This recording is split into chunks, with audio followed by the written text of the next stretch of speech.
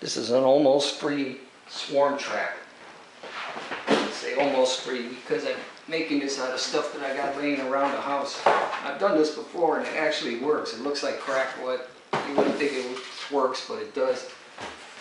You can see the video that we did, my son and I. Anyway, all you need is this box. I say it's free because it followed me home from work, so that's free. One used comb with absolutely no honey, no food stuff, anything that'll attract wasps, bugs, ants. They will come, and it will not fit in like this. You have to put it in sideways or crossways or whatever you call it, kitty corner. And if you see when the bees come in through these holes, there'll be a lot of room there for them to congregate, and they'll smell the honey. I mean, they'll smell the comb, no honey. They'll smell the comb. They'll smell like home. And if you can, take some nails, put it through the top like this to keep that in place, because you got to turn it upside down, and these will keep it from slipping out of place.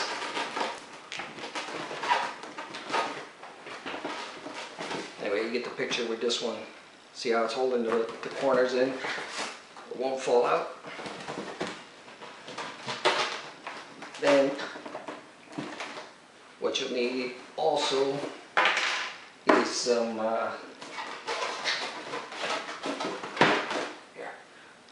tape. I said this was free.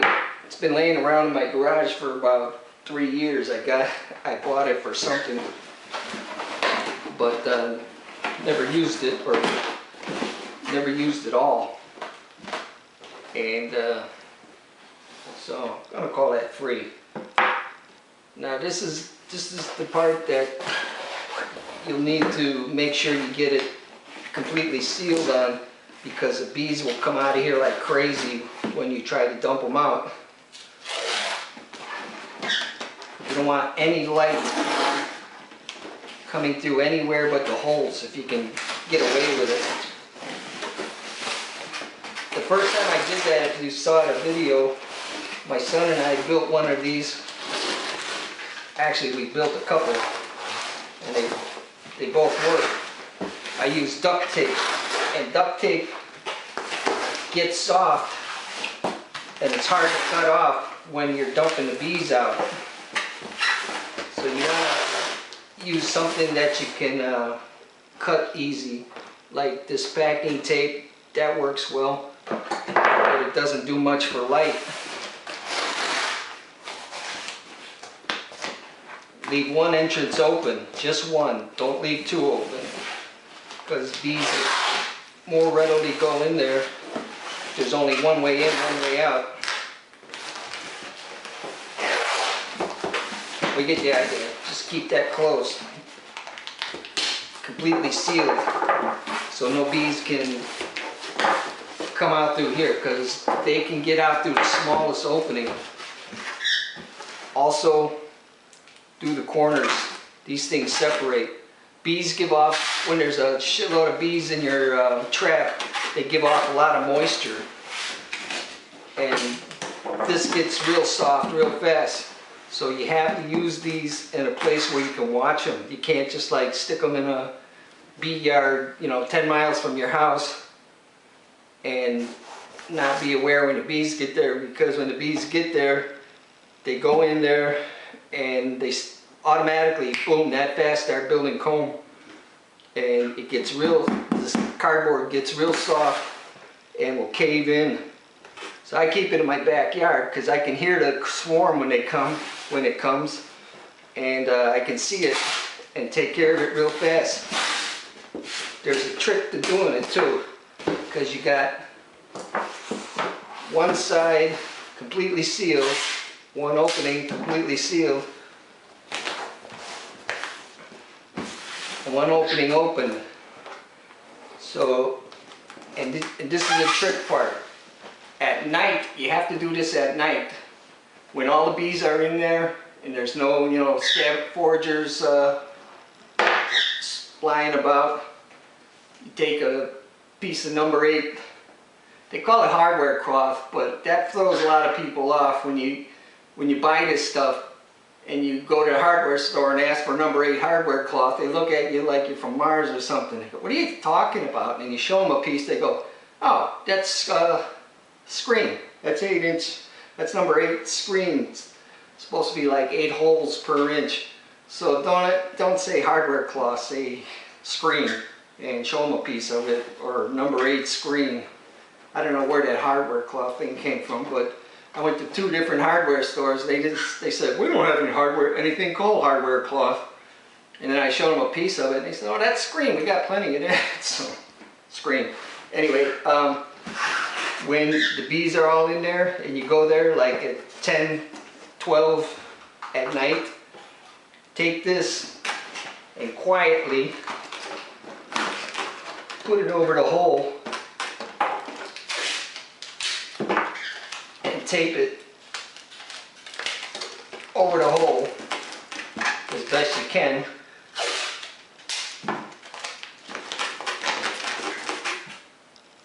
So the bees can't get out.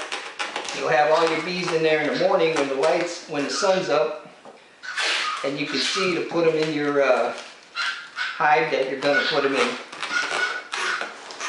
This looks easy, but it's not that easy when there's like 10,000 bees in here, because they can get out from anywhere. See this little crack here?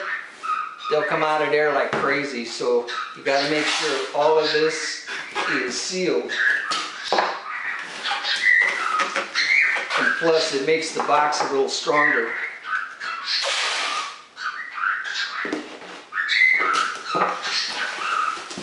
You want there to be no light coming in anywhere but here. It also has another important thing. Take a small screwdriver or whatever, and on the opposite side of the hole,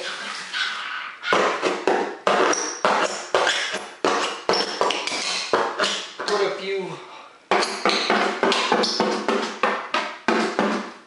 a few holes in the top to let out moisture, because it's going to get really moist in there and this thing will collapse.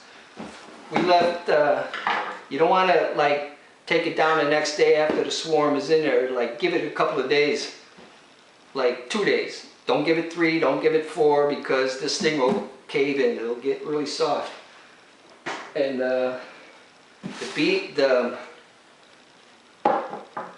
when you have it sitting someplace, you have it sitting like that, and this is in there like that, and the bees will start building comb on here right away, and the queen will be on here. So in the morning, when you cut this off with a sharp knife or razor blade or whatever, and then fold out and then just take the top off.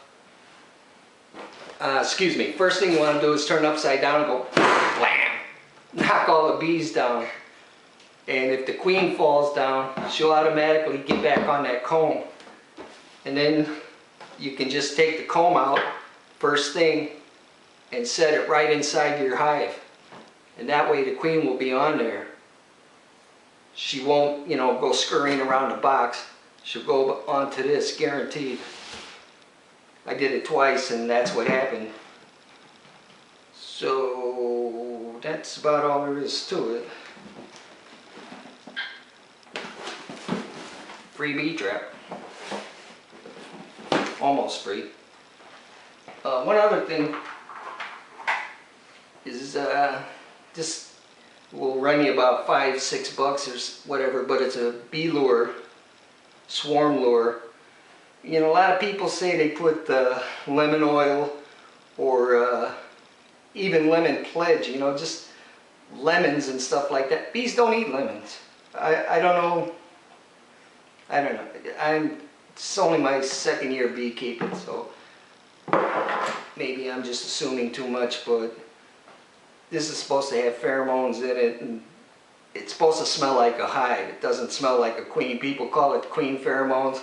It's not queen pheromones. Queens have nothing to do with it.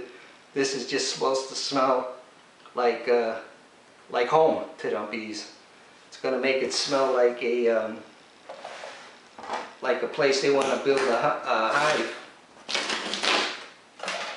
So anyway, leave that open.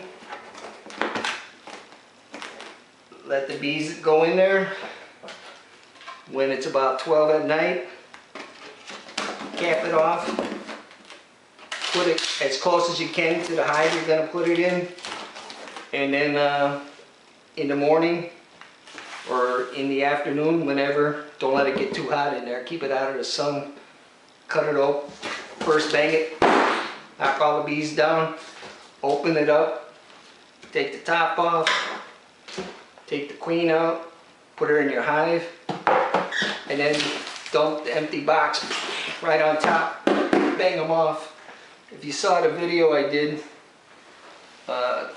check it out. You'll see how easy it is, how I did it. So here's another free box. It's a box for paper, you know, the printing paper and whatever. You can use that. This one will hold a couple of frames. You could put like 2 in there. It's not as tall as the other one, so you have to tape it better. But the more room the bees have inside, the more likely they are to accept it. If you got like 5 frames in a nuke box, it's just too crowded. They don't enter it as well. So if you use a nuke box, only use like 2 frames, 3 frames, and keep them in the back, so when the bees come in, they got all the open room, and it will look like a place they want to, you know, crowd into. Otherwise, in all the confusion and stuff, they might not stay because they don't think they have enough room. Anyway, I hope that helps. Let me know.